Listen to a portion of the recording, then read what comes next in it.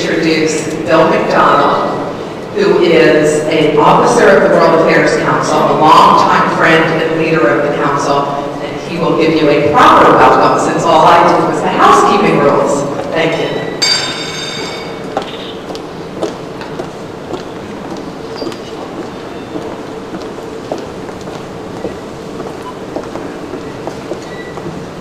Good evening. It's nice to be here. It's nice to be here with you and Ben Franklin. Welcome. As Claudia said, I'm Bill McDonald. I'm an officer of the World Affairs Council. It's a great pleasure to welcome you here. Mr. President, we are honored that you have chosen to make time in your busy schedule to join us at the World Affairs Council. It is my great privilege to welcome you to the city of Philadelphia. We very much look forward to your presentation. As you can see, the audience is quite large here. I'm also delighted to welcome Mr. and Dr. Nassim Ashraf, former member of the President's Cabinet, Mr. Riaz Mohammed Khan, former Foreign Secretary of Pakistan, and our most supportive partners in the event, Drs. Sabina and Raza Bokhari. I would be remiss if I didn't also thank a few others who are responsible for making this event happen. First of all, the Franklin Institute. Thank you, Dennis Wentz, and your terrific team for this exquisite situation here, and for doing so with such exceptional professionalism and hospitality. And of course, the team at the World Affairs Council, especially Arlene Kaufman, who has worked tirelessly for many weeks, and also special thanks to Carolyn Bonner, right hand to Dr. Raza Bokhari. As I'm sure you all know, the World Affairs Council is a nonpartisan, nonprofit organization dedicated to informing citizens on matters of national and international significance. Each year, the Council offers more than 30 events hosting global leaders, prominent policymakers, experts, and analysts who speak on the most important issues of the day. During the last few years, the Council has hosted President Bush, Senator Biden, make that Vice President Biden, Bono, and Tom Friedman, to name just a few of the stellar guests. But maybe most of you are not aware that the Council's most important work is that with the middle and high school students in the city of Philadelphia. Each year, the Council provides over 2,500 students opportunities to develop their leadership skills and increase their knowledge of world affairs. We are also the proud co-founder and co-sponsor of the William Bodine High School International Affairs, which has once again been ranked by U.S. News and World Report as one of the top public schools in this country. Finally, this event would not have been possible without the efforts and support of Sabina and Raza Bokhari. Sabina, a dentist and graduate of the University of Pennsylvania, and Raza, a serial life sciences and healthcare entrepreneur, have called Greater Philadelphia their home for nearly 2 decades. Raza is also an officer of the World Affairs Council, and in addition to their generous support of the Council, he and Sabina play a leadership role in Philadelphia's educational, cultural, and philanthropic communities. Their foundation is focused on advancing education and bridging the cultural gap between East and West. Please join me in welcoming Raza Bokhari, who will introduce our guest of honor.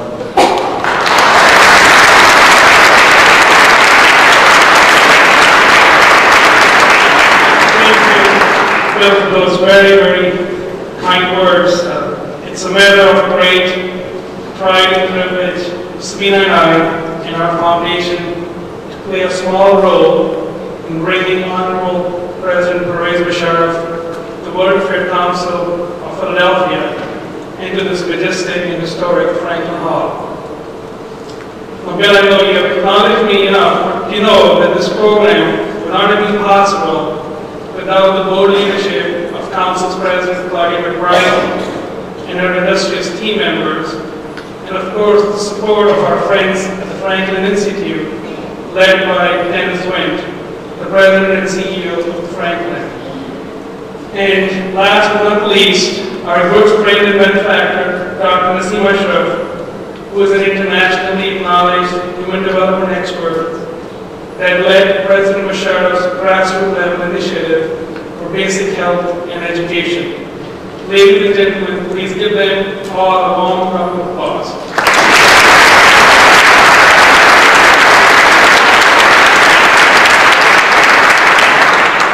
I have to confess that I've been working with Claudia for more than a few years to get President Musharraf to speak before the council, and in the end, I have been asked to do the easiest task, which is to introduce a person that needs no introduction.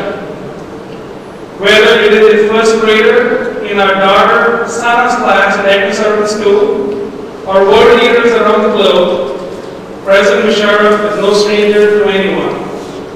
He has intrigued, impressed, and at times infuriated all of them. I may add, to some, he has done all three at the same time. President Musharraf occupied what Time magazine described as the most dangerous job in the world, playing a crucial role in fighting the global war on terrorism. The role that he played with incredible courage, surviving more than few assassination attempts, and he still remains a target by those who want to see the world divided as West and the rest. During his time as President of Pakistan, he was a reliable U.S. partner in fighting terrorism.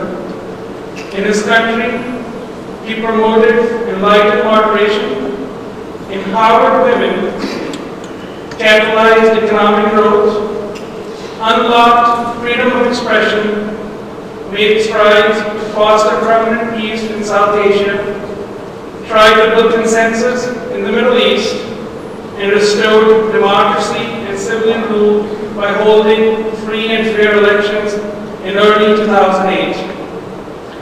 Arab News editorial in August of last year describing him wrote, "Despite his mistakes, he has been that rare phenomenon in Pakistani politics, an honest man with good intentions who tried to serve his country to the best of his abilities. In a country that has suffered so much over the years from corrupt and self-serving politicians, there have been too few figures like him. I, for one, believe that he truly embodies the words of Benjamin Franklin. There never was a truly great man that was not, at the same time, truly virtuous." Ladies and gentlemen, please welcome President and Mrs. Pervez Musharraf.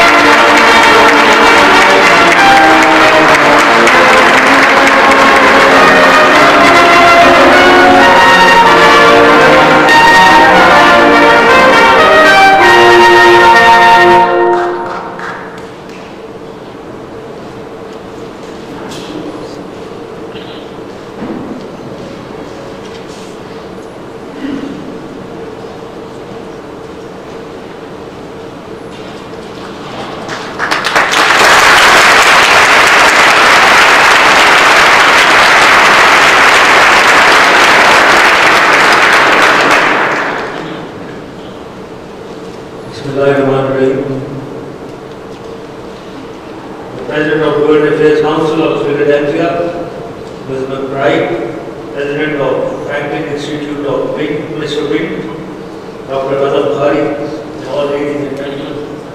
It's indeed a very special and a very unique privilege for me to be talking to all of you. I thank the organizers for this opportunity that I've got. I spoke to the World Affairs Council at Grand Cabinets, and it is my pleasure now that I got this opportunity of speaking to such an august gathering at this World Affairs Council in Philadelphia. Because of some time constraints, I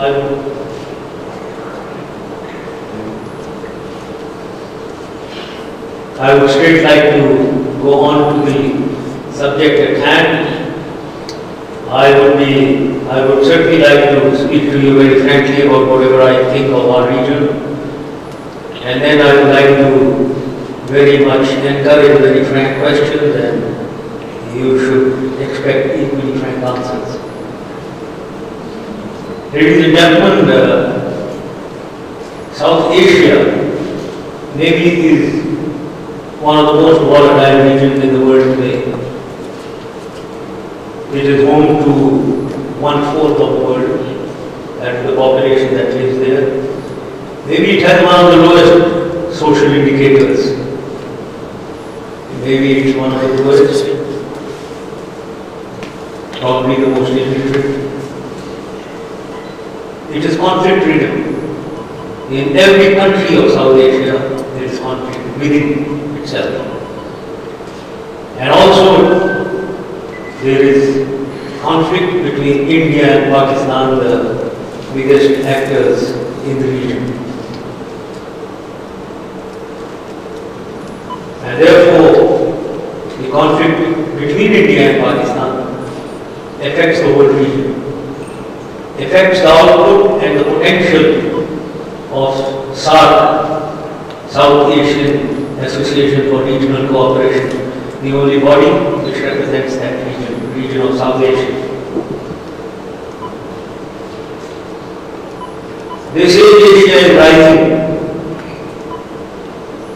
People say the 19th century belonged to Europe, the 20th century belonged to the United States, and they very optimistically think that the 21st century will belong to Asia. But may I say that while there is economic cooperation going on in the east of Asia, from Southeast Asia onwards, if we Southeast Asia, East Asia, Northeast Asia, China, Australia, they are all cooperating among themselves for mutual economic gains, for their countries and for their peoples. But the two regions of South Asia and Central Asia, may I say, are out of this loop of development. First of all, there is intra-regional conflict, as I said, between India and Pakistan. Therefore, there is no cooperation for development. And because of the strategic location of Pakistan, the linkage between Central Asia, South Asia and Central Asia is not there because of this conflict again. So therefore, our region is not cooperating for development. So the requirement of the day really is to resolve conflicts, go for peace within regions, within South Asia, so that we can have intra-regional cooperation and then extend it further to inter-regional cooperation. That is what is required to be done.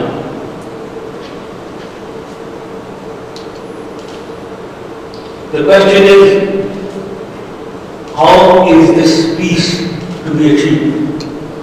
And that is the challenge facing South Asia. And therefore, I thought I need to talk to you on current challenges confronting South Asia. I will focus mainly on Afghanistan, Pakistan and India, because I think this is the focal point in the world today. There are conflicts in the other parts of the countries of the region, but I think for time constraint I would like to focus only on these three countries. The main challenges facing this region, I feel there are three challenges facing us. Terrorism and extremism is the number one challenge. Indo-Pakistan, India-Pakistan acrimony is the other challenge. And lastly, poverty and underdevelopment of the area. As I said, the social indicators of the region are maybe the worst in the world. That is the third challenge. These are the three challenges which we have to meet for the sake of individual countries. and for the sake of the people of those countries. I came on terrorism and extremism first of all, and I would like to dwell on this issue because I know this is of interest, this is of current interest to the whole world. Ladies and gentlemen, terrorism and extremism mainly arise from Al-Qaeda and Taliban. They are a threat to Pakistan, they are a threat to the region, they are a threat to the whole world. There is no doubt about that, there is no doubt about it to any Pakistani, let me assure you. But we must understand the dynamics of this threat. We need to have very clear perceptions in order to face this challenge in a unified manner. If our understanding of the dynamics and if our perceptions are not clear, I feel that action will not be unified. Therefore, it's very important that we understand the realities of ground.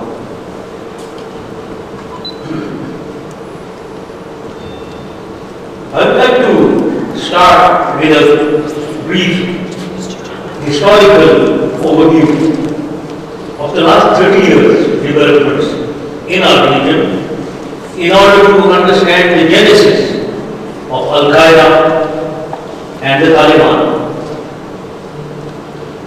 Let me start by making a statement that they are not a creation of Pakistan, as may be misunderstood by many in the West. They are not a creation of Pakistan. Pakistan is a victim of Al-Qaeda and the Taliban, and we are trying to fight this menace to the best of our ability. We have suffered them in the past, and we continue to suffer them even now. I'll take on the period of, as I said, I would like to take a very bird's eye view of the last 30 years, because it's very important to understand the genesis, the creation of Al-Qaeda, and how the various nuances within various periods, what all we went through. First, I would like to take the 10-year period of 79 and 89, 1979, 1989. This is an extremely important period. This is the period where Soviet Union invaded Afghanistan and the free world, led by the United States, Pakistan being a part of it, decided to launch operations in Afghanistan against the Soviet occupation. So therefore we launched a jihad, I say, ladies and gentlemen. When I say jihad, I mean jihad. We were calling it a jihad because we wanted to attract Muslims from all over the world to come into Afghanistan and fight the Soviets. As a result of which, about 20 to 30,000 mujahideen came or were brought into Afghanistan. They were armed, they were trained by you and us together. Osama bin Laden and Wahid are products of Mujahideen who came in the 80s, in this period of 79 and 89.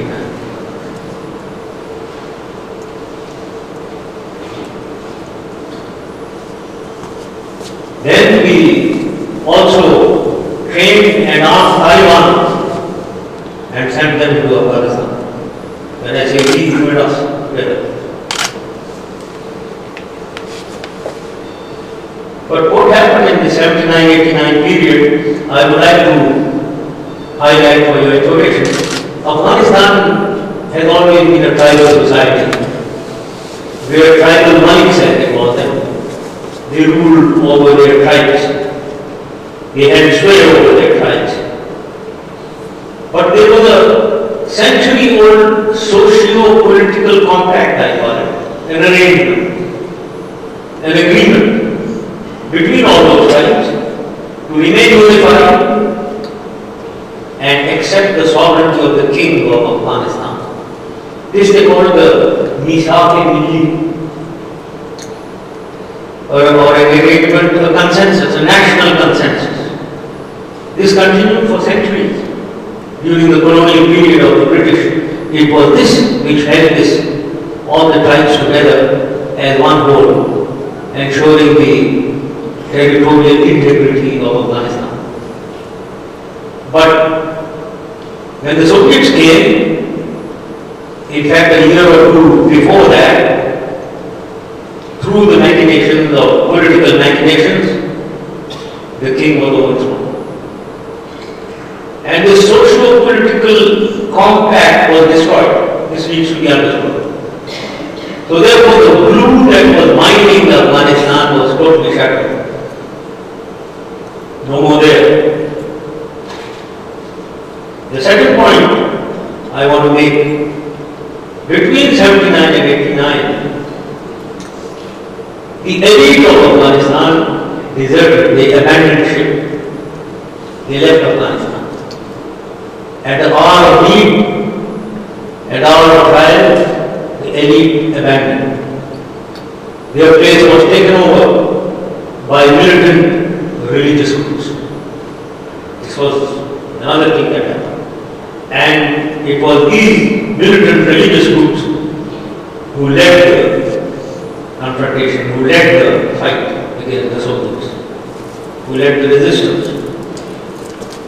So this is what happened between 79 and 89. The jihad, elite having left, and also the socio-political compact having been destroyed in Afghanistan. Then we come to this important period of 89 to 2001, 12 years. I call it from Pakistan's point of view and Afghanistan's point of view, 12 years of disaster.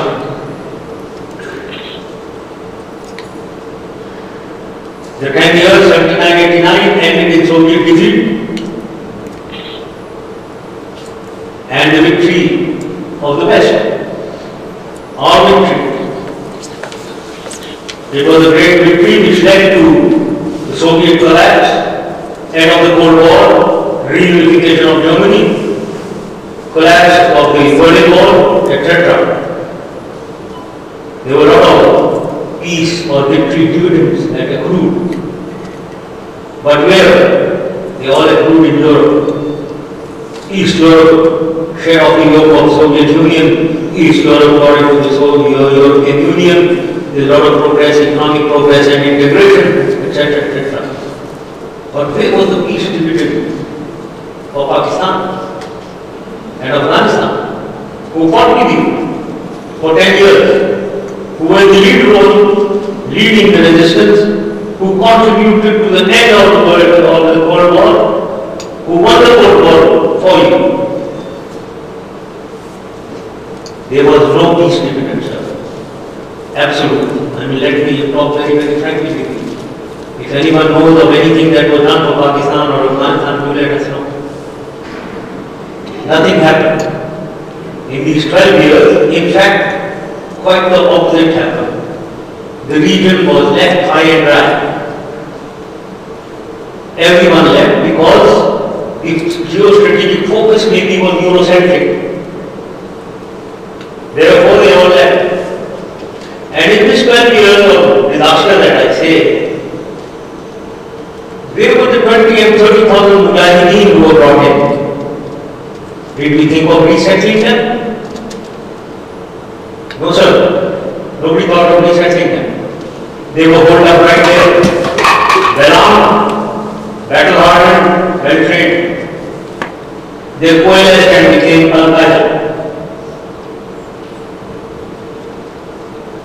And then the Taliban emerged in 1995. Another phenomenon which struck Afghanistan.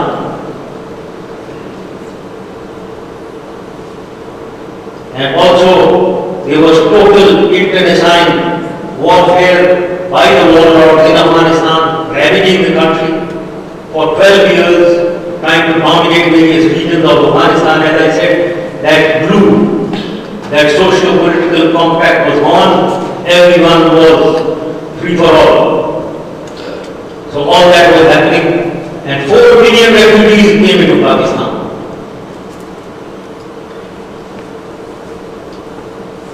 Over and above all this, ladies and gentlemen, there was a strategic shift as far as the United States was concerned.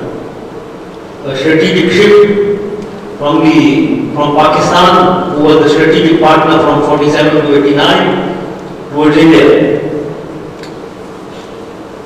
And there were sanctions on Pakistan. I don't want to get into the details of all the sanctions that we had, the Pressure amendments and all that, which are known to a common man in Pakistan.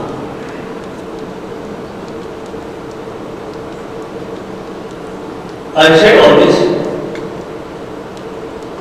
to remind you, ladies and gentlemen, that it is because of all this that the public opinion in Pakistan is against the United States. Because of what we suffered.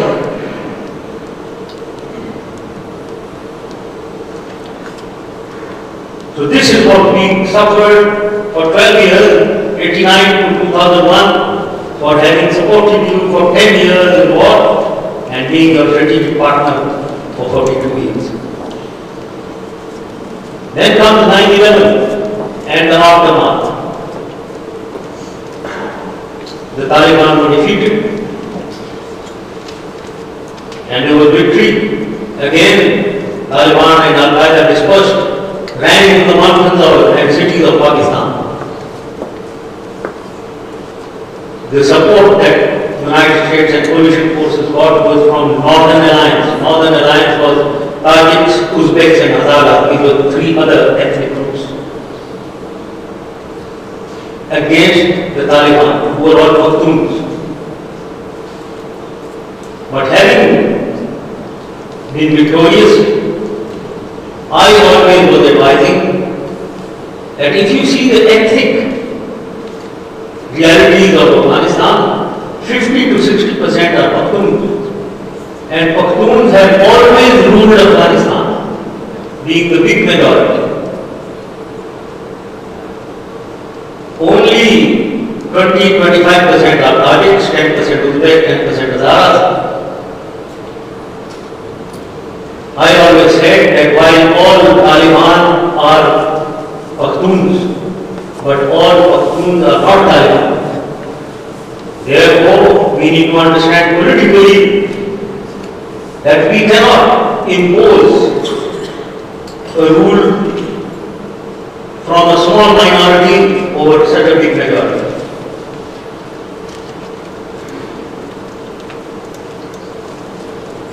Under the present circumstances, this is exactly the situation there. That the Pakhtuns feel alienated. And that is about 50% or 60% of Afghanistan.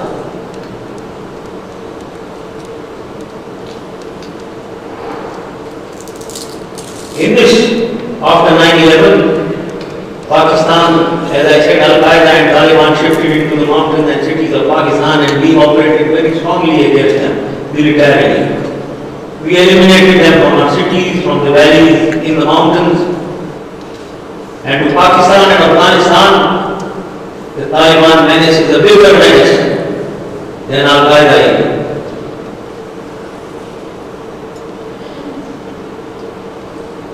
The other issue, other than Taliban re-emerging, is their effort now to spread Talibanization or a very obscurantist view of Islam towards the settled districts of the frontier province of Pakistan. So that is another element that we have to counter in Pakistan.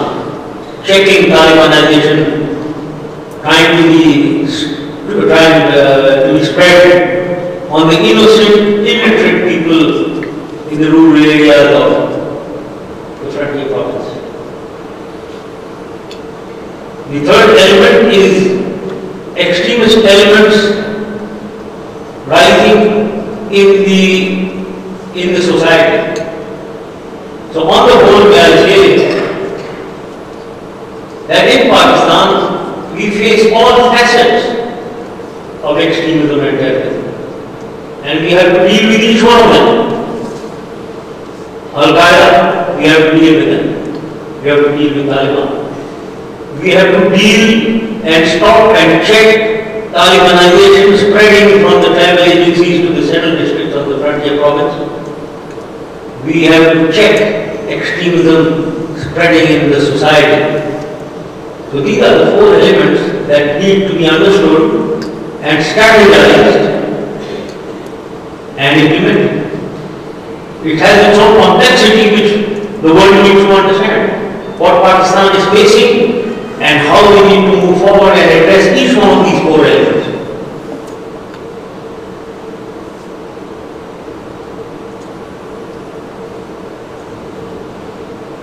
What is the cause of all this extremism and terrorism in Pakistan? I think the main cause is poverty and illiteracy in Pakistan. Also, when you look around and you look at what happened on 9/11, the people involved, when you see the London subway bombings, when you see the Madrid bombings, you see that these people were not illiterate and they were also not poor. So what is causing them? Inciting them towards terrorism? I personally feel the cause is political disputes, political injustice, unequal opportunities which lead to alienation and frustration. It is this which is leading them on towards terrorism. Anyway, I would like to leave that aside. The question is how to deal with them now. Internationally,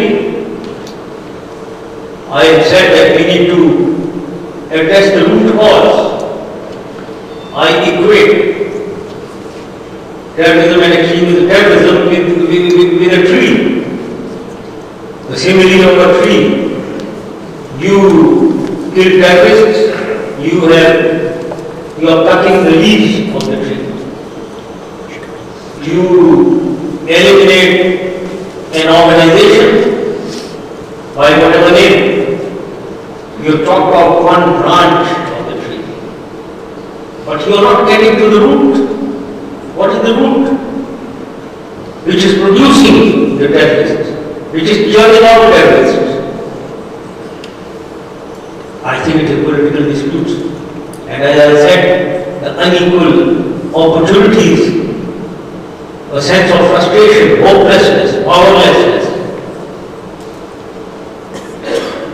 So therefore I have proposed enlightened moderation to the world as a double picture, as a double-pronged effort where the West and the United States resolve political disputes.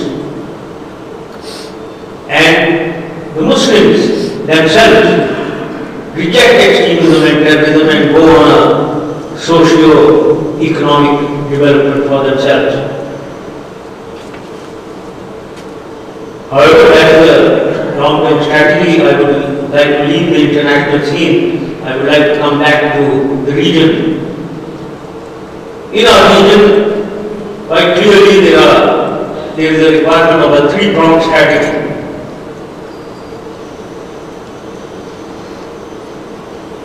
Firstly, military, use of the military. We must use the military, it is essential. Force is essential. But we must always remember that force is never the ultimate solution. Military can only buy you time and create an environment for you. The ultimate solution will come through using other instruments. The military will not provide you the solution. However, as I said, use of force is essential to facilitate the other elements that you would like to use towards peace. In this, I personally think more force certainly is required. more forces in the coalition or US forces, but more than that, Afghan National Army. More force needs to be raised. On our side, more second line forces, which we are doing, but we need support. We call them the frontier corps. More strength is required to be trained, and they need to be strengthened.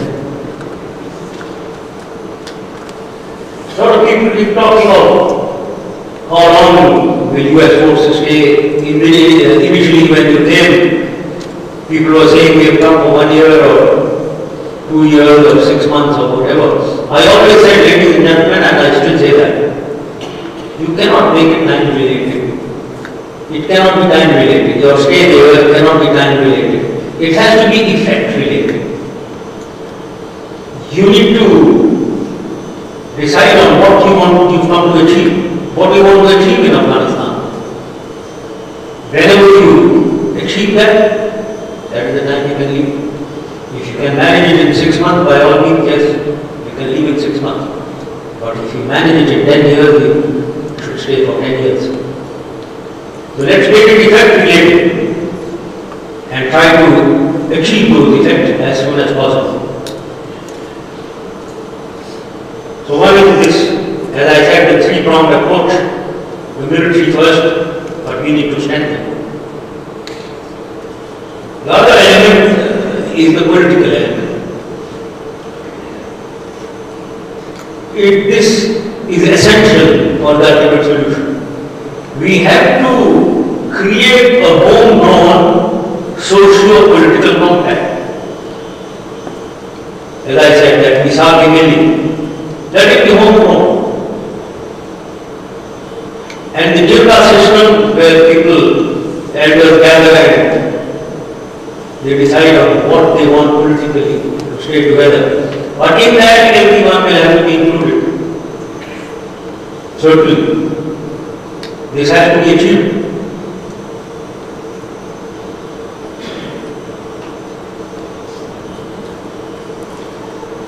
There have been a lot of aspersions on Pakistan that we were dealing with the Taliban. We must deal with the Taliban. It's only through dealing with them that we come to some political solution. Whatever deal one strikes in your own region, as far as Pakistan is concerned, has to have 4 ingredients, and that is what we do. Number 1, that there should be no Al-Qaeda in your region. Number 2, that there will be no cross-border Taliban activity and your involvement. Number 3, that there should be a punishment for violators. And number 4, that there should be some way or mechanism of ensuring the implementation. Now, if these 4 ingredients are there, you must reach some kind of a deal with anyone. Even if it means that it is going to be partially successful. You must go ahead, because at least you wean away that part of the people away from extremists and terrorists.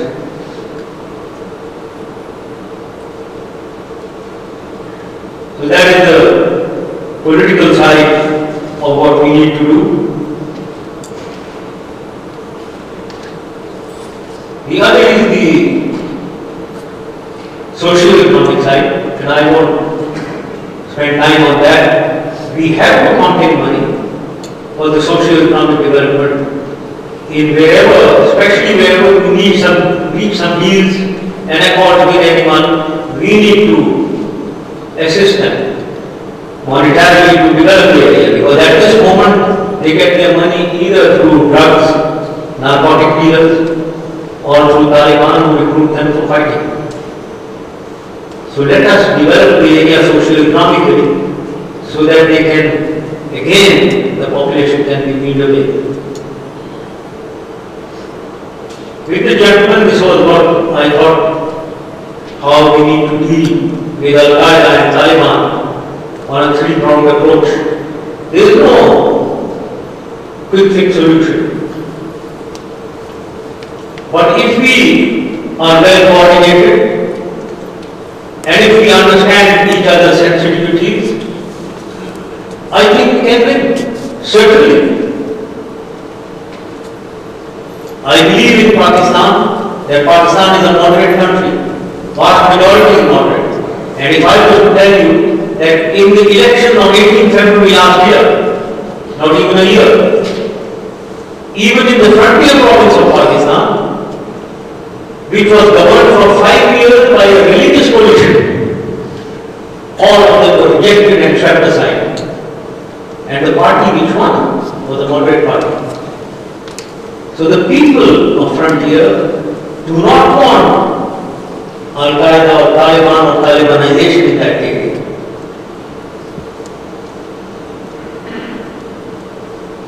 I would like to say a few words of dealing with extremism in the society.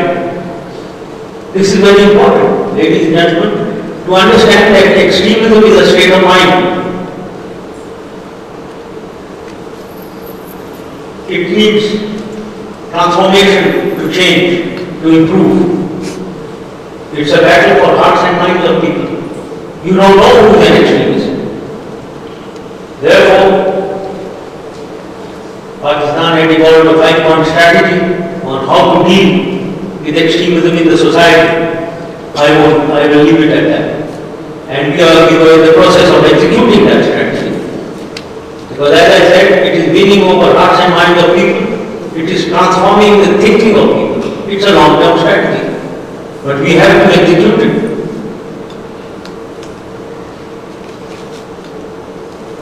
With this, I would like to also maybe dwell in a little bit of a touchy issue. And that is, we cannot have our heads in the sand and behave like ostriches if we do not talk of extremism in the Indian society. I am talking of extremism and terrorism in the region. There is a brewing extremist tendencies within the Indian society, which I must point out.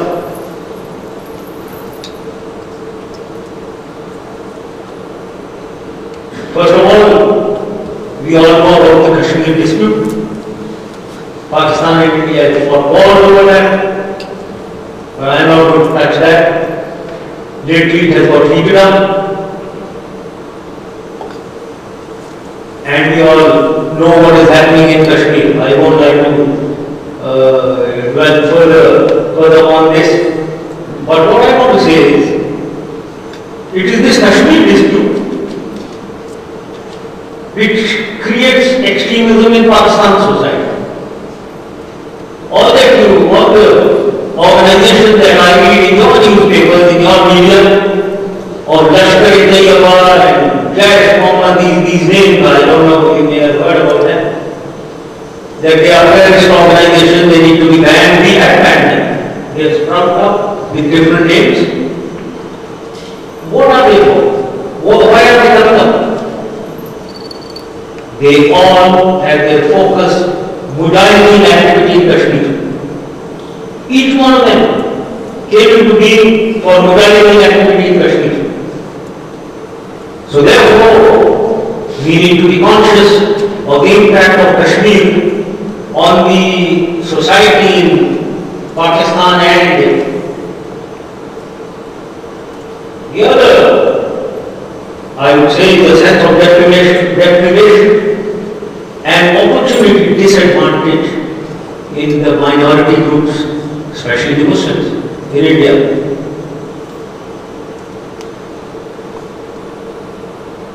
That leads to a sense of alienation, etc.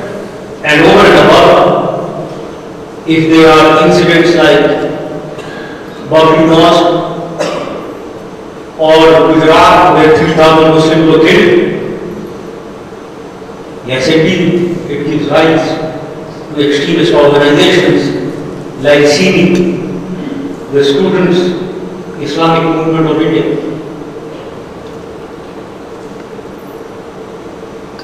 And also, it aggravates then the India-Pakistan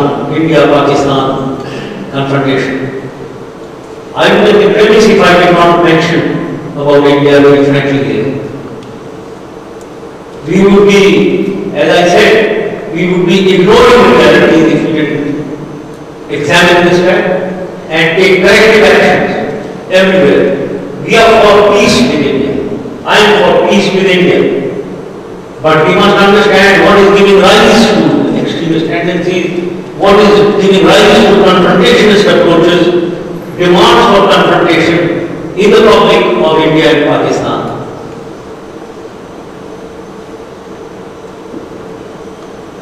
So that much for terrorism and extremism. Very briefly, I touch on Indo-Pakistan, India-Pakistan acrimony, I said. That is the second challenge that faces this region.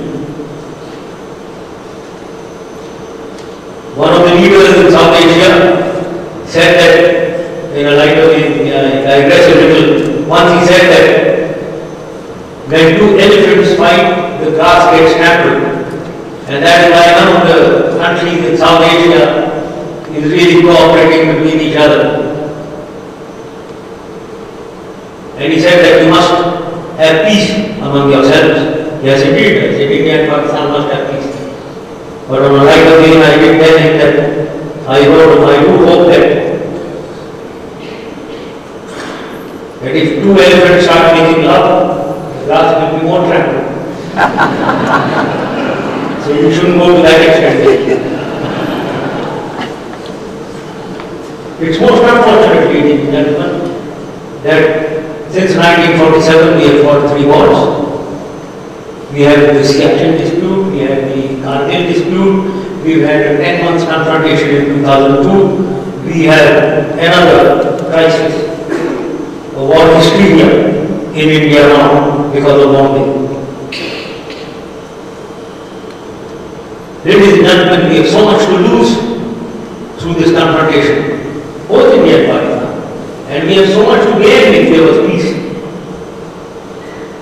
We will gain mutually on the economic and trade front, we will gain on the tourist front, we will gain on the cultural front, we will gain on every aspect, so much to gain, and yet we are losing all that. And the danger of confrontation is that we are both nuclear states. That's the biggest danger. Therefore, at one time when we had this 10 months confrontation, this area was called the nuclear flashpoint.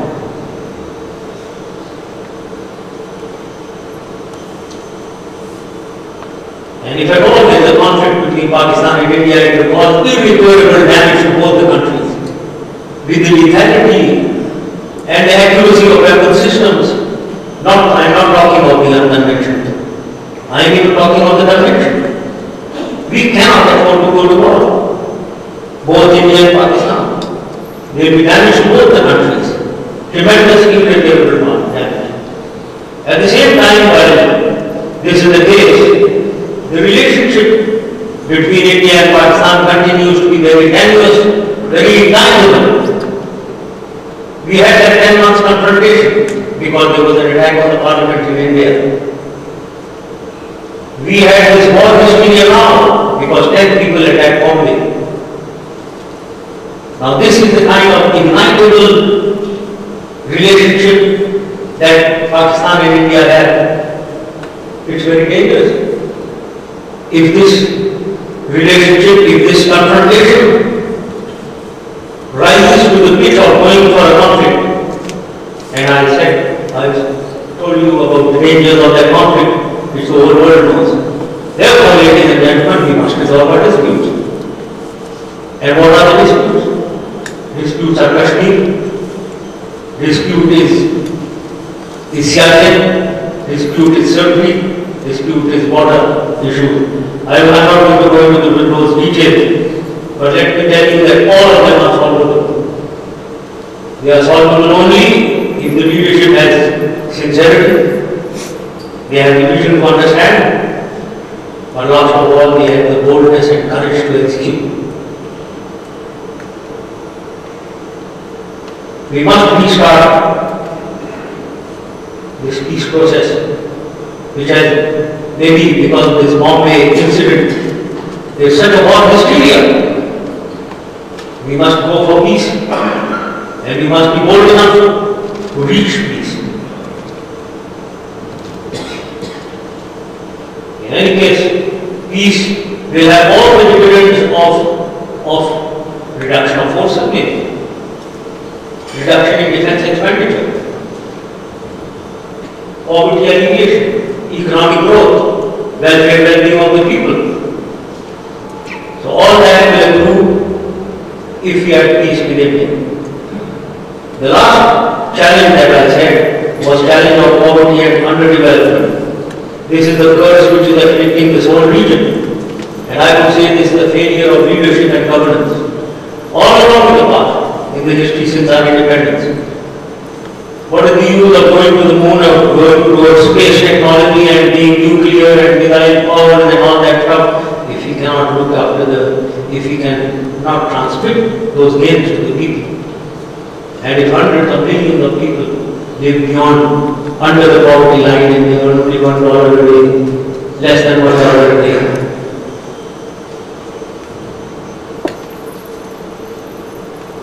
My definition of a responsibility of any government is that any government anywhere in the world must ensure the security, progress and development of the state, welfare and well-being of its people. This is the gauge through which any government should be judged around the world. Everything else is secondary. We cannot place other things primary. You have good election, you have good democracy, but the people's welfare is not being looked after, the state is underdeveloped, there is poverty, there is unemployment and everything.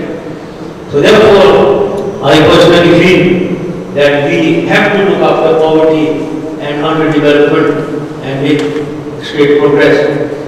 We have to focus mainly on rapid economic growth, increase in per capita income. We have to develop projects which affect the poor in the villages at the grassroots level.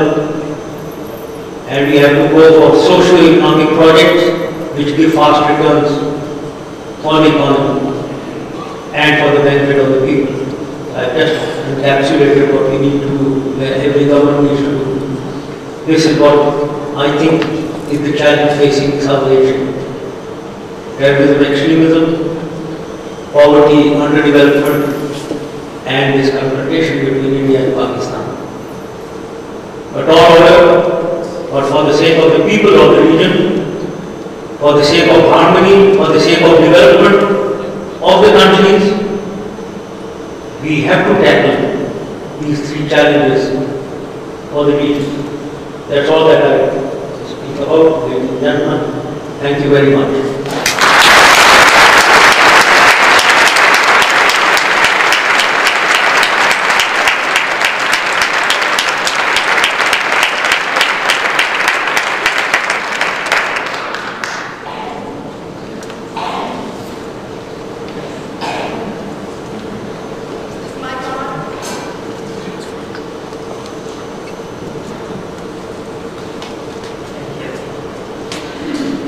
Thank you, Mr. President. Well, I'd have to say about half of this stack of cards asks about how you would advise our new president.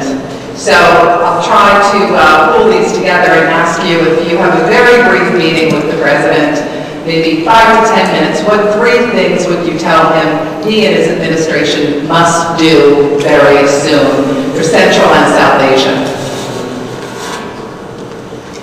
I would like to meet him for 5 minutes only.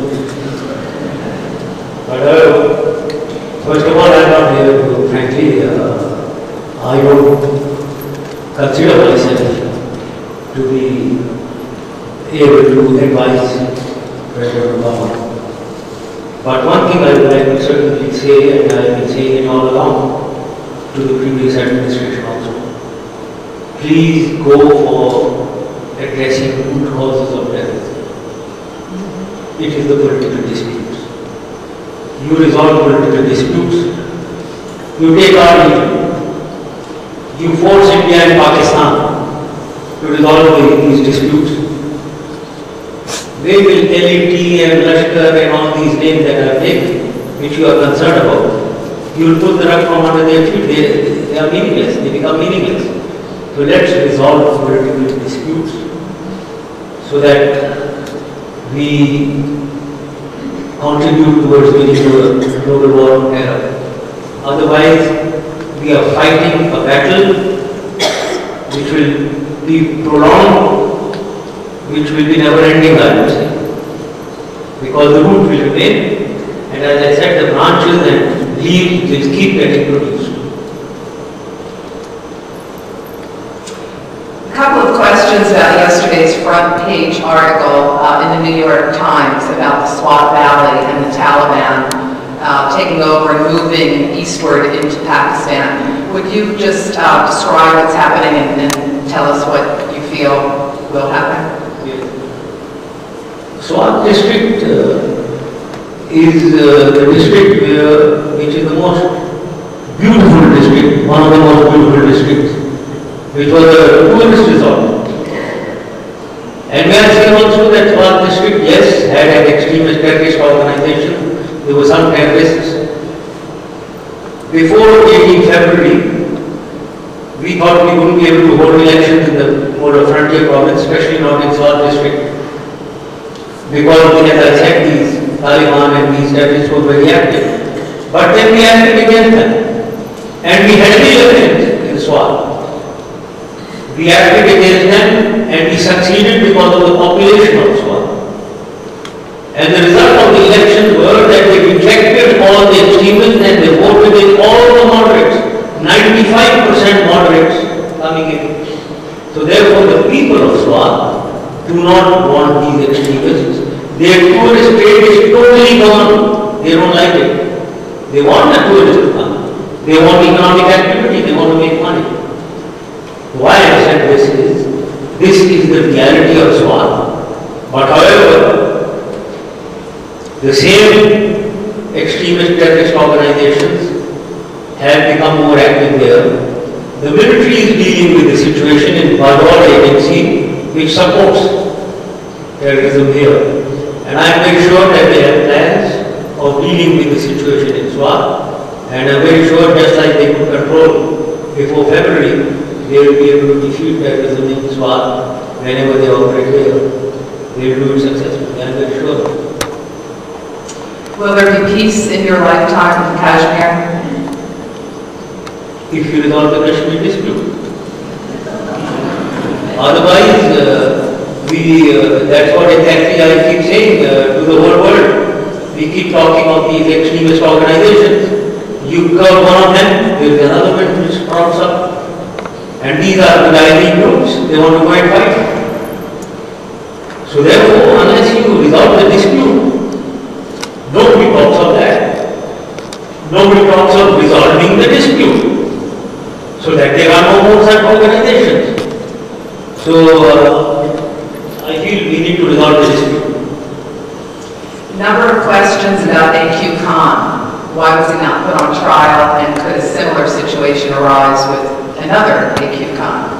No, there is no possibility of another A.Q. Khan first of all, because he was a product of the time before we became a declared state, and at that time there was total autonomy, financial autonomy, and security-wise he was totally independent.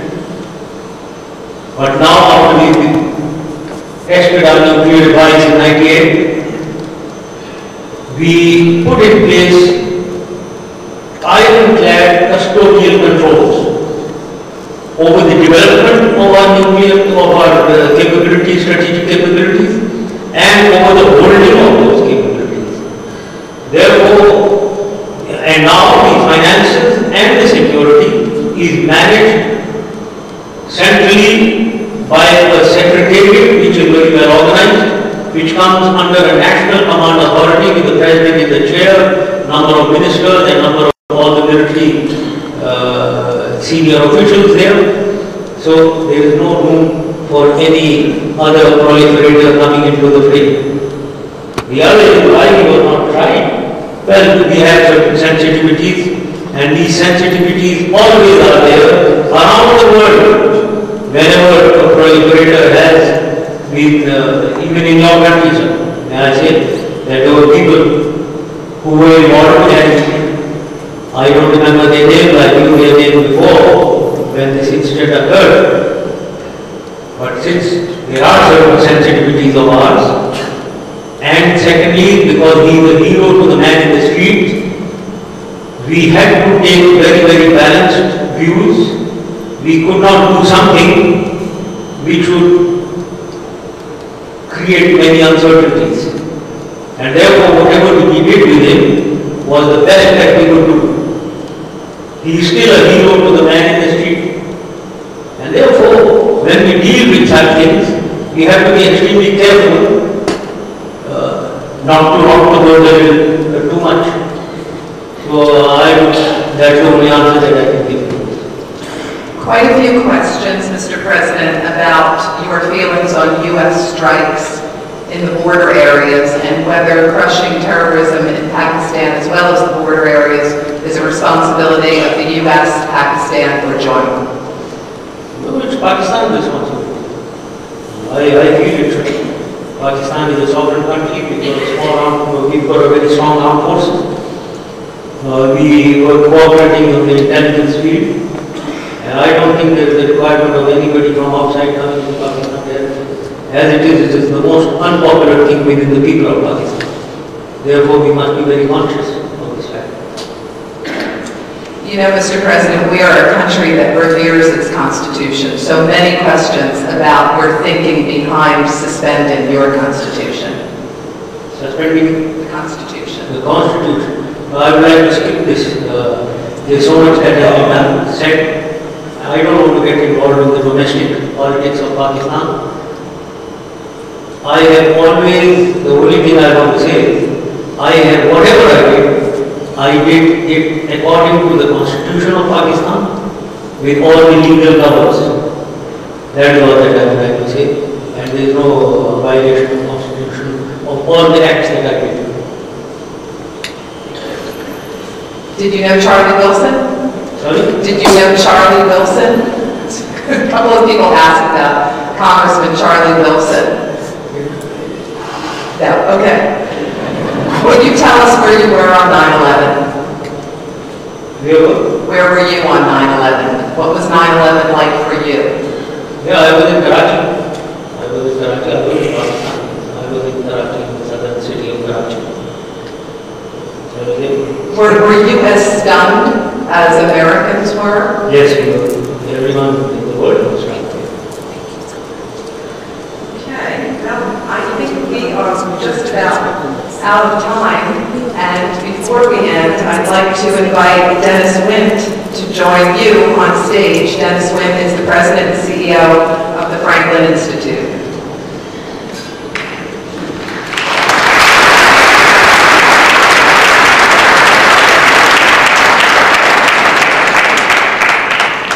One of the roles of the Franklin Institute is to serve as a forum to discuss important issues that face our city, our nation, and our world. With this in mind, we're very honored to have the President with us in the Franklin Institute and the Benjamin Franklin National Memorial. This memorial honors the creativity and the civic contribution of our nation's founding father, Benjamin Franklin, who was one of our first ambassadors and who also traveled extensively to develop international cooperation. So in that spirit of Benjamin Franklin, we would like to offer you a gift in appreciation of your visit to Philadelphia and the Franklin Institute.